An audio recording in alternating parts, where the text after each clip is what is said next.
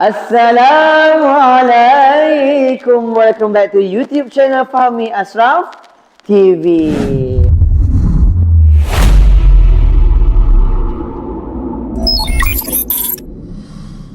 Okey, baik. Hari ini konten kita adalah kenali Nabi kita. Jom kita tengok siapa dekat sini yang pakar dalam sejarah Nabi. Dalam masa yang sama, antum di rumah pun boleh turut belajar bersama, insya-Allah. Baik penonton, jom sama-sama kita mulakan games kita. Kita akan bermula dengan para wanita.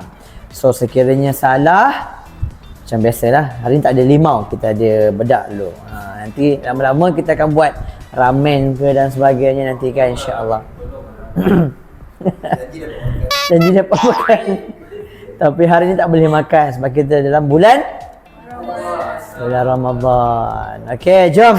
Baik, soalan yang pertama, Nabi apakah yang ditelan oleh seekor ikan besar?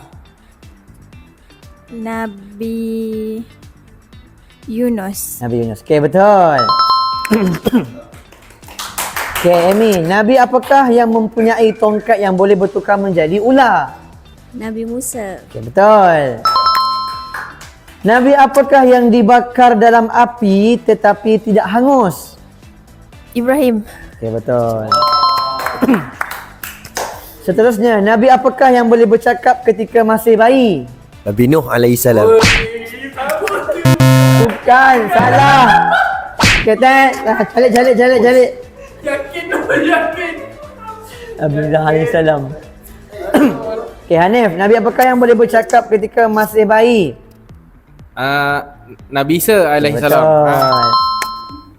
Okey, Ibu.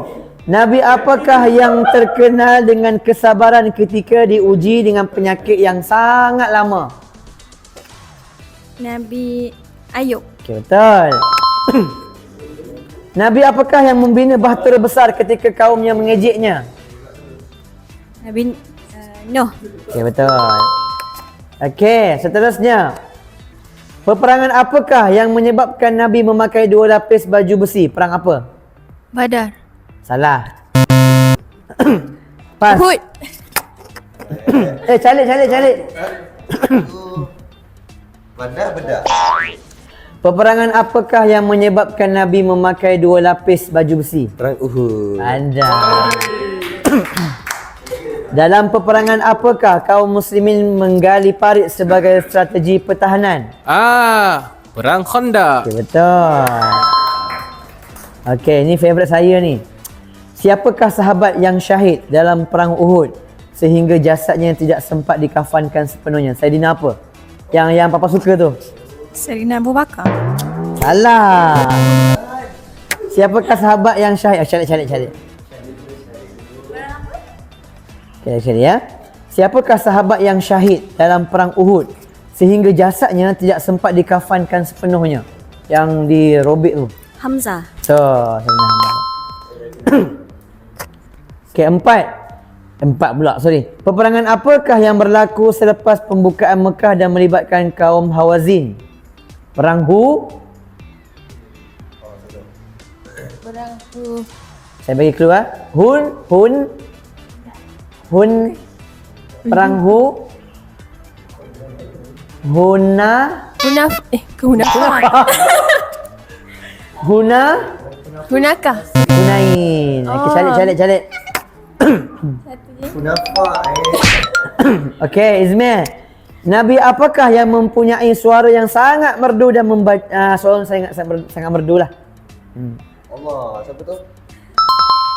Ibnu Syafi. Bukan. Nabi apakah yang mempunyai suara yang sangat merdu? Bukan. Teka je. Si Daud alaihissalam. Betul. Nabi apakah yang boleh memahami bahasa haiwan dan memerintah jin? Engkau lah ratu di mahligai permata. Sulaiman. Betul. Wow. Ada lagu lah. Nabi apakah yang digelar kekasih Allah? Itu Nabi Sulaiman. salah. Calit. Nabi apakah yang digelar kekasih Allah? Nabi Ibrahim. Betul. Nabi apakah yang menerima Taurat di Bukit Sinai? Nabi Musa. Bukit? Terima apa? Taurat. Ha. Nabi Musa. Nabi apa? Betul. Okey. Ismail, Nabi apakah yang terkenal dengan ketampanan rupa parasnya? Bukan. Rupa parasnya. Tapi handsome. Yang pisau tu. Hiris tangan tu. Oren ah. Yang memotong lagi sampai menghiris kulit tangan. Kulit tangan.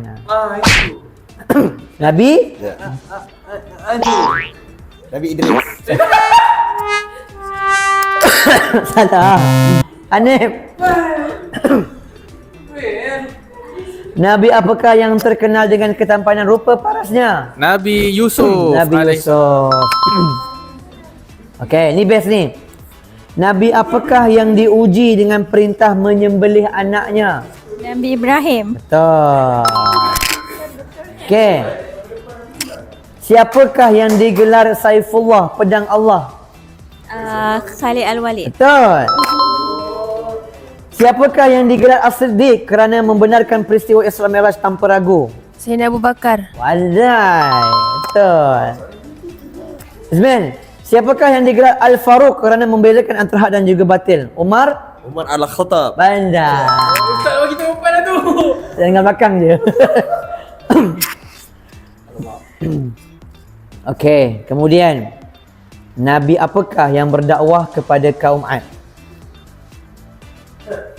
Kau Ad wa Samud. Ni kot Hud Betul. Pandai. Okey, Nabi apakah yang berdakwah kepada kaum Samud? Nabi apakah yang berdakwah kepada kaum Samud? Nabi Saleh. Betul, pandai. Ni tak tahu, ini tak tahu lah. Nabi apakah yang menerima wahyu pertama di Gua Hira? Nabi Muhammad sallallahu alaihi wasallam. Pandai. Okey. Kisah dalam Al-Quran, Nabi manakah yang doanya berbunyi La ilaha illa anta subhanaka inni kuntu minadh zalimin? Nabi Yunus. Pandai. Okey, kemudian Nabi manakah yang diberikan mukjizat unta betina sebagai tanda kepada kaumnya? Nabi manakah yang diberikan mukjizat unta betina sebagai tanda kepada kaumnya? Nabi unta betina. Kambing Nabi Muhammad. Kan kambing tak mengembala kambing Nabi Muhammad betul. Dia tak ada kena. Tak ada kena-mengena. Nabi Hud alaihissalam. Salah. Cantik. Ini susah sikit lah. Ini susah Okey, Nabi manakah yang diberikan mukjizat unta betina sebagai tanda kepada kaumnya? Saya cuba, dia macam ingat lupa.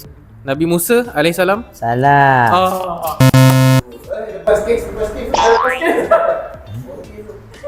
Lupa lah. Tadi mula dengan Izmir kan? Okey, Nabi manakah yang diberikan mukjizat unta betina sebagai tanda kepada kaumnya? Tak tahulah. Tak tahu, Calik.